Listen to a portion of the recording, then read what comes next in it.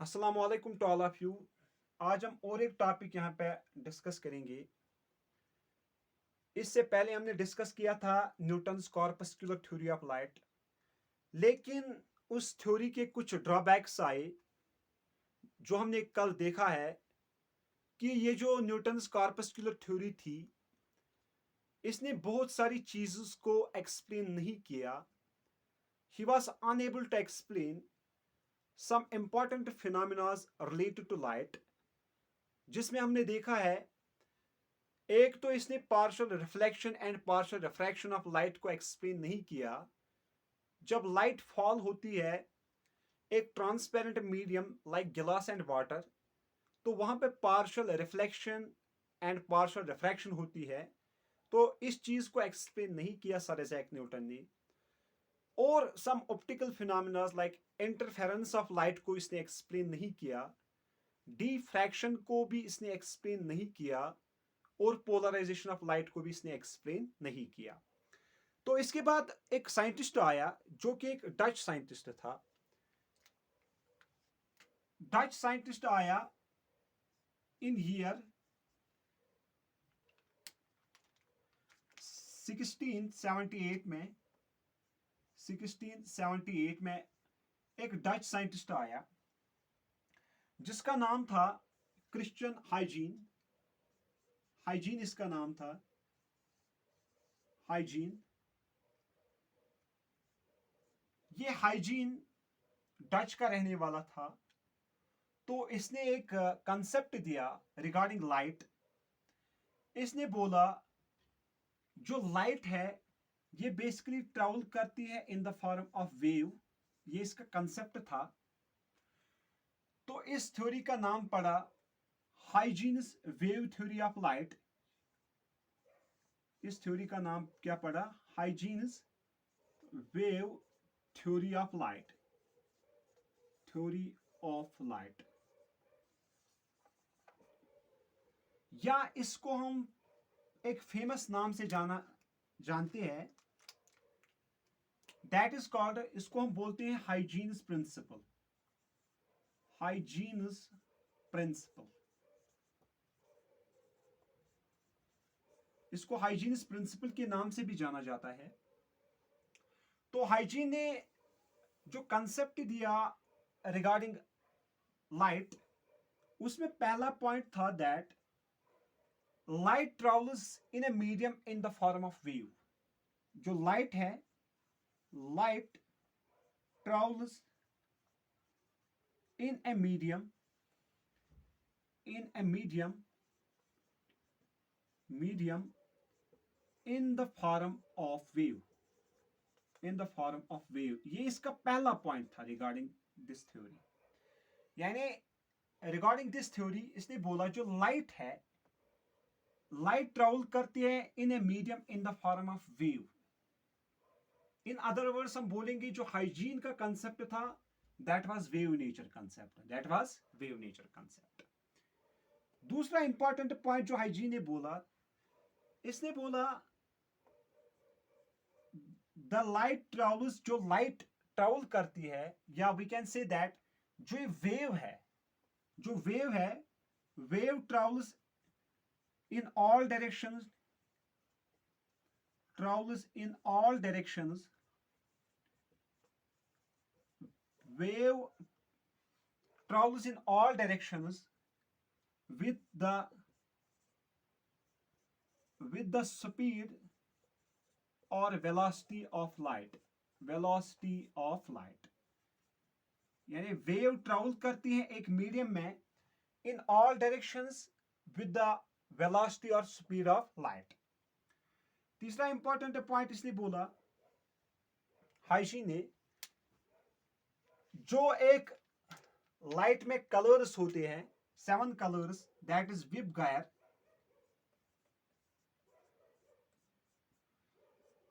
That is violet, Indigo, blue, green, yellow, orange and red.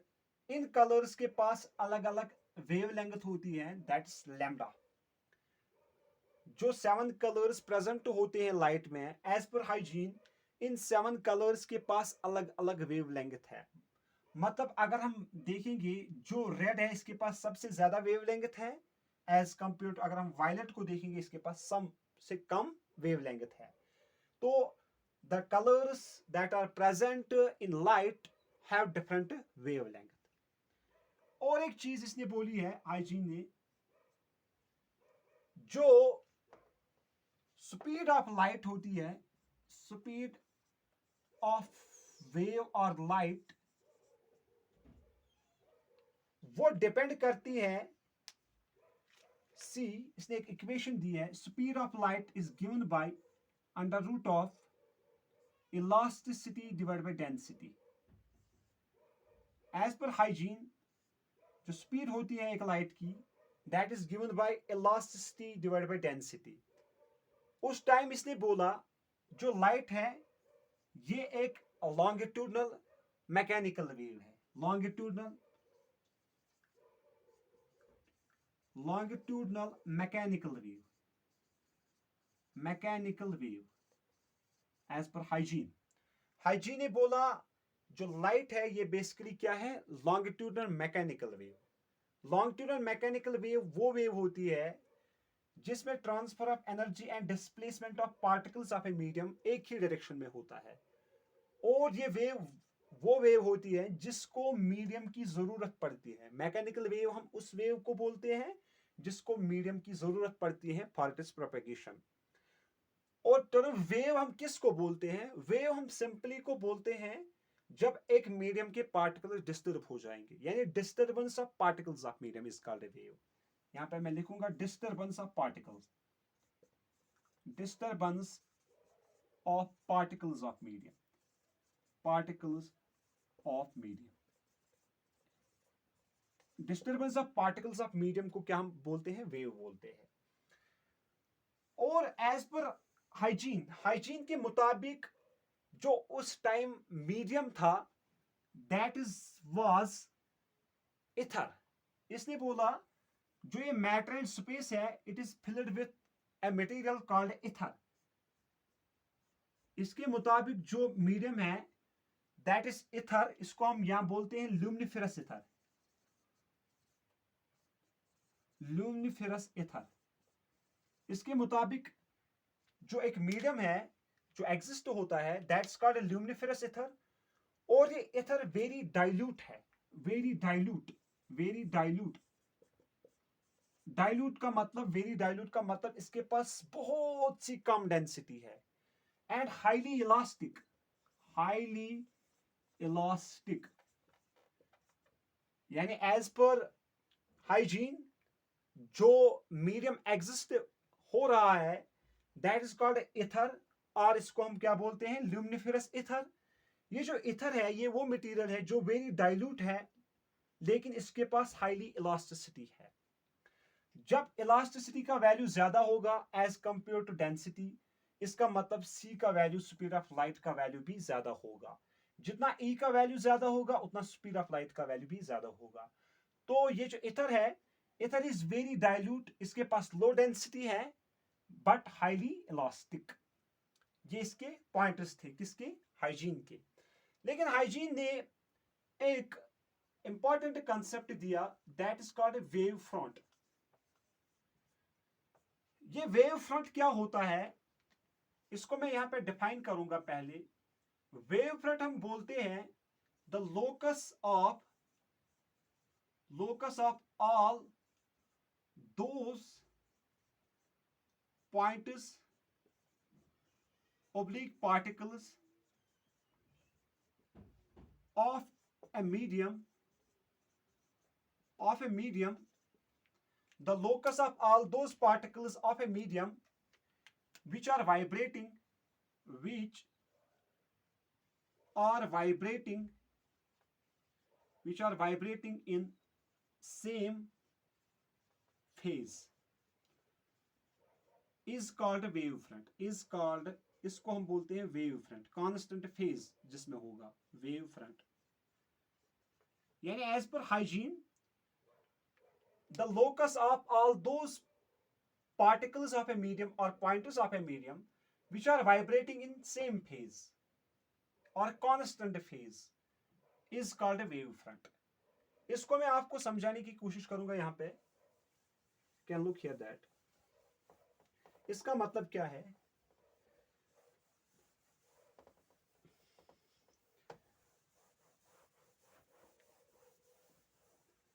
As per hygiene इसका मतलब है,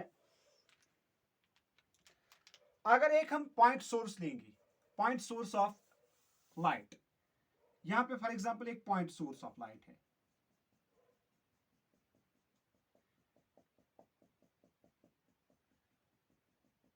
इस point source of light से जब वेव्स निकलेंगे इन ऑल डायरेक्शंस, यहां पे जो पार्टिकल्स है, फॉर एग्जांपल ये ए पार्टिकल है, ये बी पार्टिकल है,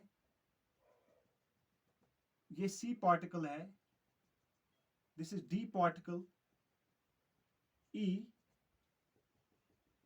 एफ, जी,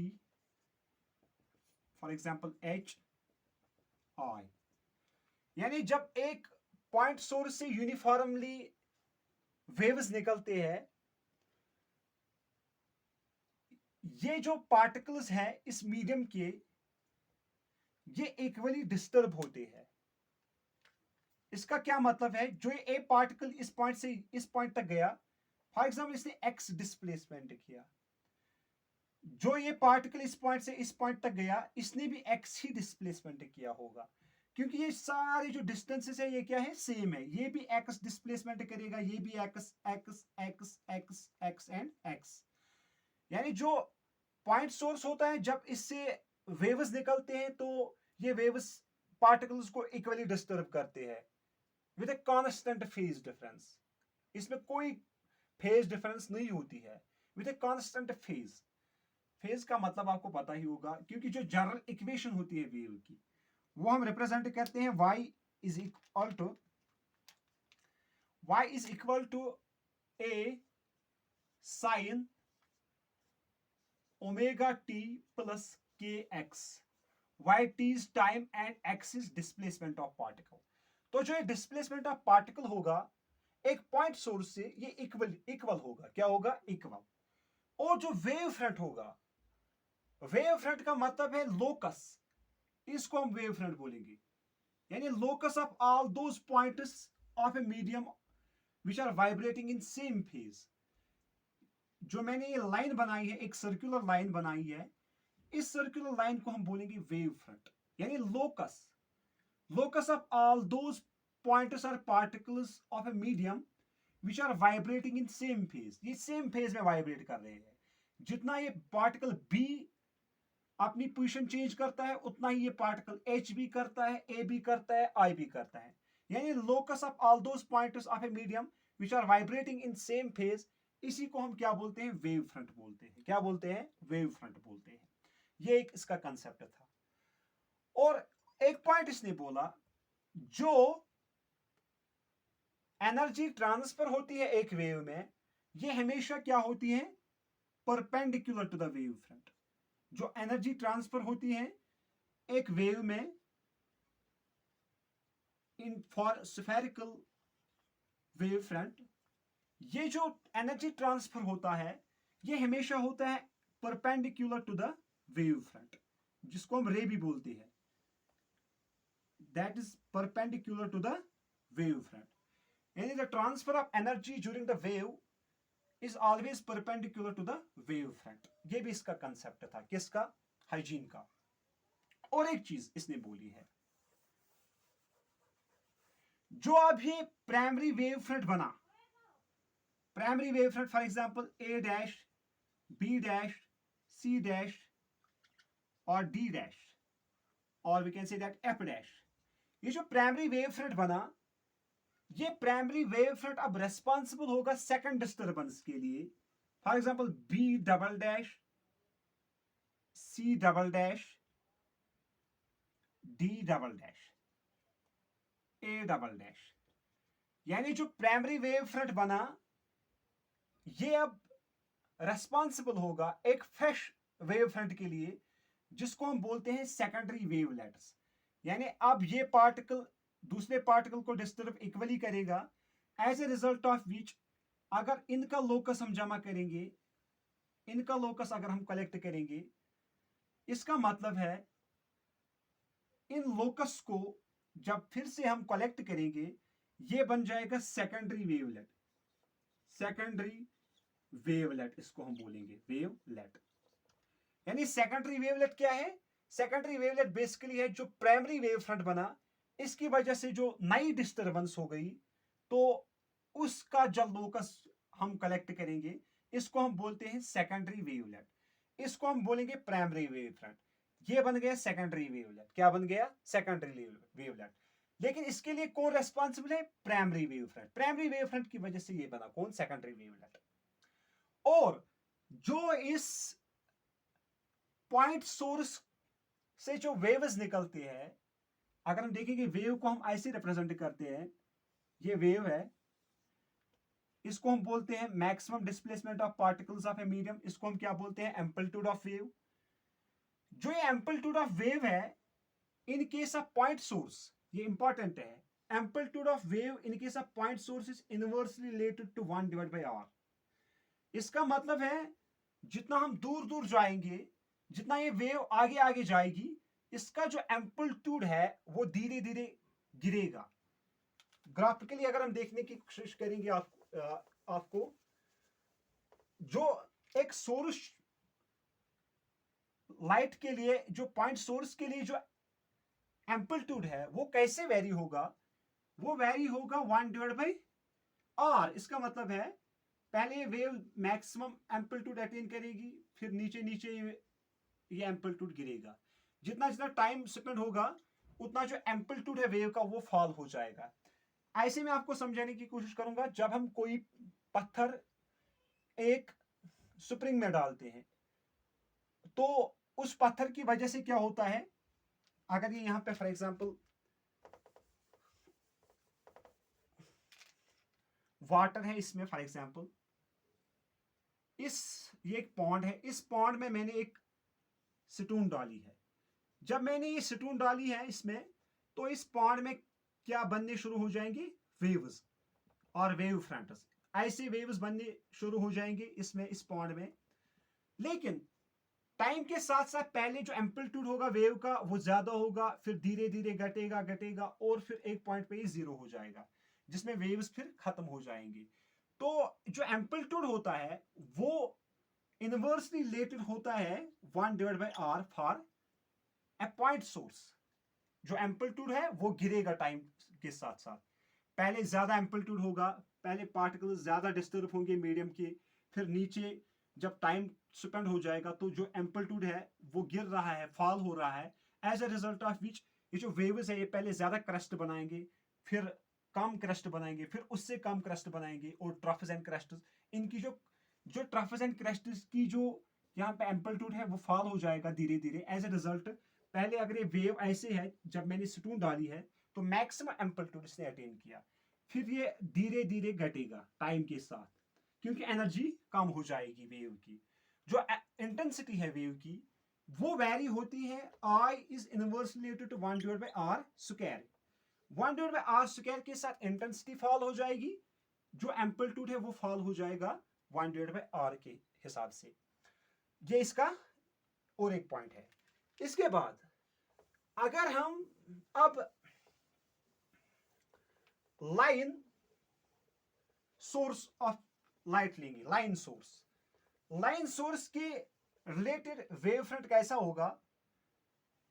अगर ये मेरे पास एक लाइन सोर्स है, इसके लिए जो वेव फ्रंट होगा वो होंगे फॉर एग्जांपल यहां पे एक पार्टिकल डिस्टर्ब, यहां पे एक, यहां पे एक, यहां पे एक, इस डायरेक्शन में, इस डायरेक्शन में, इस डायरेक्शन में। इसका जो वेव फ्रंट होगा वो हमेशा क्या होगा? Cylindrical wave front. क्या होगा? Cylindrical wave front. यानी जो लाइन सोर्स ऑफ लाइट होता है, लाइन सोर्स ऑफ लाइट के लिए, लाइन सोर्स ऑफ लाइट के लिए जो वेव फ्रंट होगा वो क्या होगा? सिलेंड्रिकल। वो होगा सिलेंड्रिकल। अगर हम ऐसे एक लाइन डालेंगे ऐसे, अगर इस पार्टिकल का मुझे वेव फ्रंट बनाना है, तो इस पार्टिकल का मुझे वेव फ्रंट बनाना है सर्कुलर, तो ये ऐसे बनेगा। अगर इस पार्टिकल का वेव फ्रंट बनाना है, इस पार्टिकल का वेव फ्रंट ऐसे बनेगा, इस पार्टिकल का वेव फ्रंट ऐसे बनेगा, इस पार्टिकल का वेव फ्रंट ऐसे बनेगा। जो ओवरऑल यहाँ पे वेव फ्रंट बनेगा वो क्या बनेगा, सिलेंड्रिकल वेव फ्रंट। किसके लिए, एक लाइन सोर्स के लिए।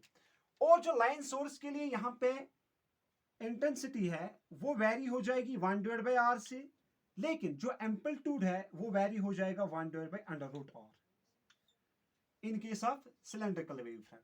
जो इंटेंसिटी है वो वेरी हो जाएगी 1/r से, और जो एम्पलीट्यूड ऑफ वेव है वो वेरी हो जाएगी 1/√r से। एंड नंबर थर्ड,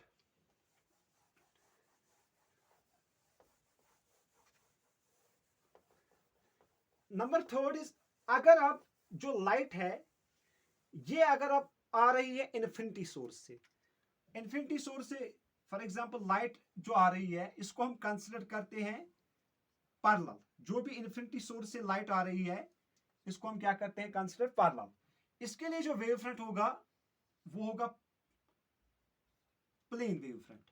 ऐसे एक प्लेन के थ्रू ये पास हो रहे हैं, तो प्लेन वेव फ्रंट होता है इन्फिनिटी सोर्स के लिए। जब इन्फिनिटी सोर्स ऑफ लाइट से लाइट आ रही है, जब इन्फिनिटी सोर्स से लाइट आ रही है तो ये रेज पैरेलल होते हैं। इनके लिए जो वेव फ्रंट होगा, ये वेव फ्रंट क्या होगा, ये वेव फ्रंट प्लेन होगा, प्लेन वेव फ्रंट होगा। और जो इंटेंसिटी है वो डायरेक्टली प्रोपोर्शनल होगा आर से, और जो एम्पलीट्यूड है, एम्पलीट्यूड भी डायरेक्टली रिलेटेड होगा आर से in case of plane wave front. दो प्लेन वेव फ्रंट इन्फिनिटी के लिए, पॉइंट सोर्स के लिए सर्कुलर वेव फ्रंट, और लाइन सोर्स के लिए सिलेंड्रिकल वेव फ्रंट। लेकिन इस थ्योरी के जो ड्रॉबैक्स हैं, इसके ड्रॉबैक्स जो है, जो कि इंपॉर्टेंट पॉइंट है यहाँ पे, इसके कुछ ड्रॉबैक्स आए वो मैं यहाँ पे लिखूंगा। इसका जो पहला ड्रॉबैक आया, दैट इसने लाइट को कंसिडर किया एज ए मैकेनिकल, और we can say longitudinal mechanical wave. ये इसका ड्रॉबैक था, लॉन्गिट्यूडनल मैकेनिकल वेव, ये इसका पहला ड्रॉबैक था। क्योंकि इससे पहले, इसके बाद एक साइंटिस्ट आया जेम्स क्लर्क मैक्सवेल, उसने प्रूव किया that light is an electromagnetic wave.